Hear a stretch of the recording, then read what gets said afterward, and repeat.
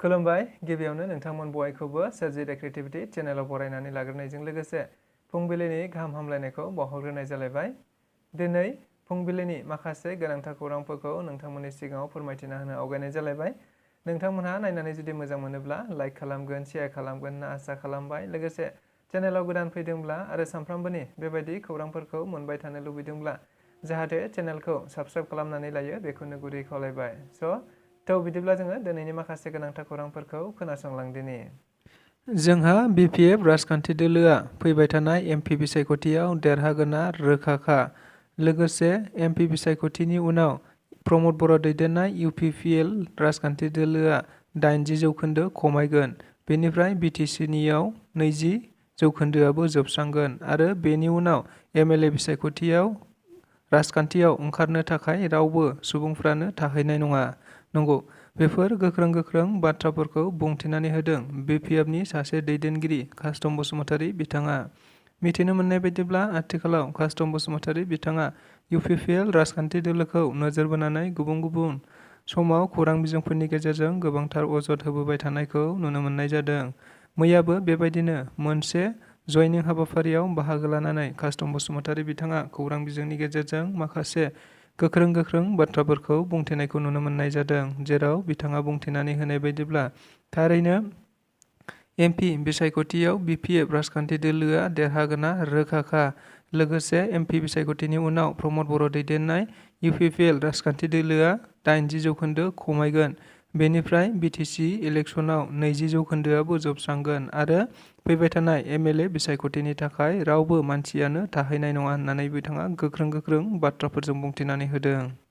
थांनाय बावैसो सान सिगां बर' बिजोंनि गांसे 1 थाखोनि बिजाबनि हाबाफारि एबा हाबालाइ फरायसालि दरखं बिजाबाव गोबांथार गोरोन्थि जानायफोरखौ नोजोर बोनानै सासे सुबुङा भिडिअ' खालामनानै समाजारि बिजोंनि गेजेरजों फोसावनानै होनाय जादोंमोन।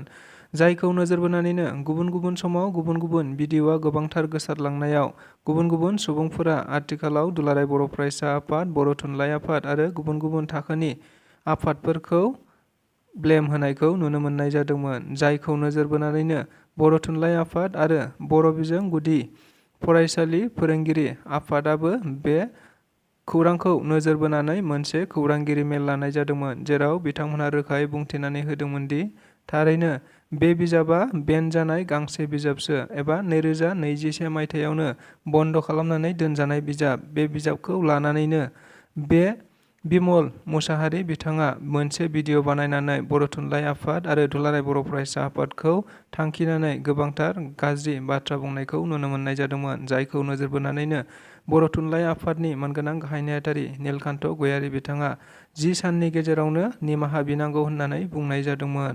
मख'नो गोनांदि जाय बिथाङा बे भिडिअ'खौ गाज्रियै भाइरेल खालामदोंमोन बे बिथाङाबो थारैनो बर' फोरोंगिरि गुदि आफादनि लेङाइ आफादगिरि जायखौ बिमल मुसाहारि होननानै मिथिनाय जायो।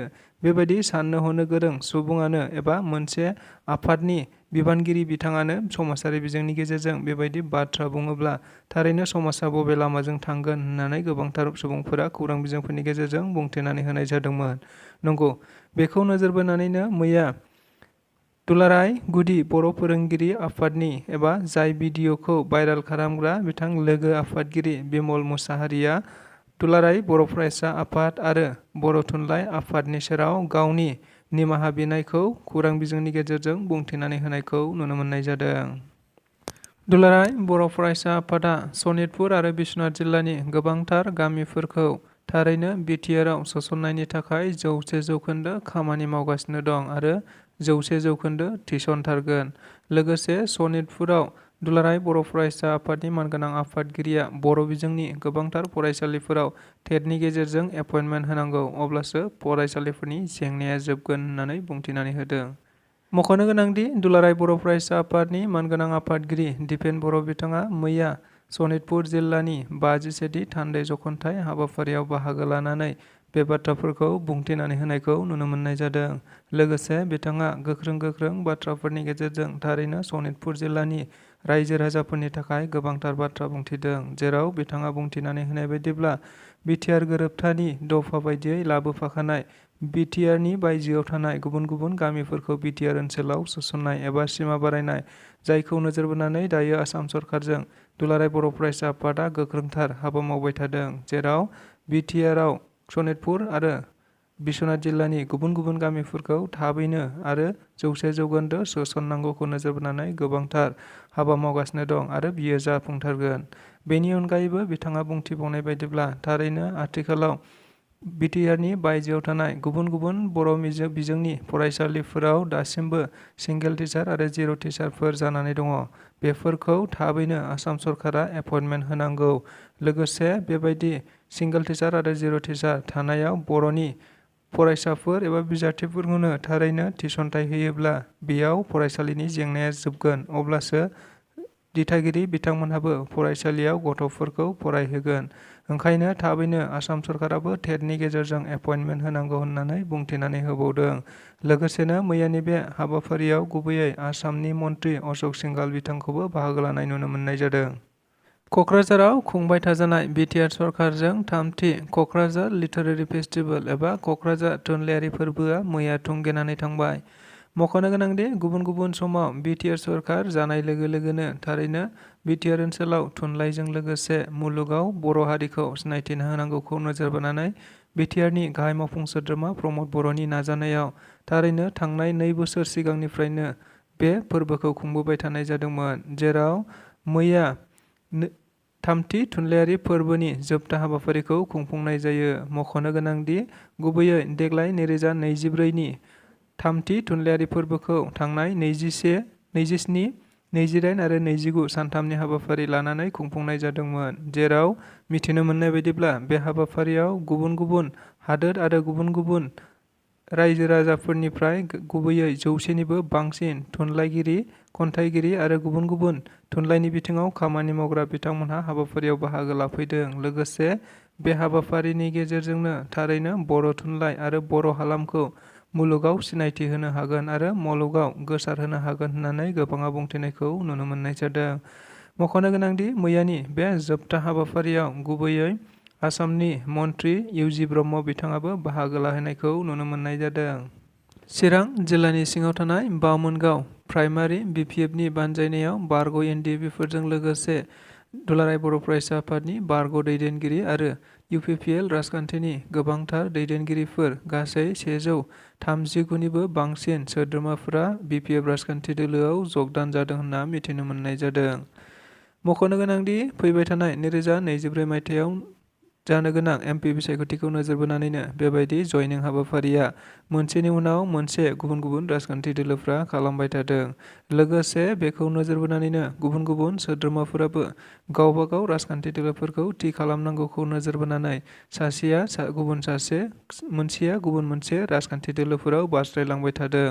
नंगौ, बेबायदिनो गुबुन गुबुन समाव जाबोबाय थानाय बायदिनो मैयाबो चिरां जिल्लानि सिङाव थानाय बामोनगाव प्राइमारि बिपिएफनि बानजायनायाव बेबायदि जयनिं हाबाफारिफोरखौ लादों होनना मिथिदों, जेराव गासै 139 सोद्रोमाफोरा बिपिएफ राजखान्थि दोलोआव हाबदों। गुबैयै मिथिनो मोननाय बायदिब्ला बेयाव बारग' एनडिएफबिफोर, बारग' एबसुनि मावथिफोर लोगोसे UPPL राजखान्थि दोलोनिबो गोबांथार दैदेनगिरिफोरा हाबाफारियाव बाहागो लादों एबा जयनिं जादों होनना मिथिनो मोननाय जादों। मख'नो गोनांदि बे हाबाफारियावनो बाहागो लानानै MLA जेम्स बसुमतारीया गावनि बिबुंथिनि गेजेरजों आथिखाल UPPL सरकारनि सोमोन्दै गोबांथार बाथ्रा बुंथिनायखौ नुनो मोननाय जादों, जेराव बिथाङा बुंथिनानै होनाय बायदिब्ला थारैनो आथिखालाव गुबुन गुबुन सोद्रोमाफोराबो बेबायदिनो दिनैहाय गुबुन मोनसे राजनिथि दोलोआव, गाबोनहाय गुबुन मोनसे राजनिथि दोलोआव बेबायदि बास्लायलांबाय थादों। नाथाय नोंथांमोनहा बेबायदि बास्लायलांबाय थायोब्ला जानाय नङा, मानोना जोङो बिपिएफआव जेरै थाबथादों नोंथांमोनहाबो बेबायदिनो थाबथानांगोन होननानै बुंथिनानै होदों। लोगोसेबो आथिखाल प्रमद बर' दैदेननाय बिटिआर सरकारा रायजो राजाफोरनि थाखाय जेबो मावनो हायाखै। सिगाङाव हाग्रामा महिलारि बिथांनि दैदेननायाव बयबो सुबुङानो थाइसे थाइनैब्लाबो बेबायदि बायदिसिना स्किम एबा खामानि दामानि मावनानै जानो हानाय जादोंमोन। नाथाय आथिखालाव प्रमद बर' दैदेननाय बिटिआर सरकाराव रावबो रायजो राजाफोरानो बेबायदि थाइसे थाइनै एबा गरसे गरनै रांखावरिबो मोननो हायाखै होननानैबो बिथाङा गोख्रों अजद होनायखौ नुनो मोनबावदों।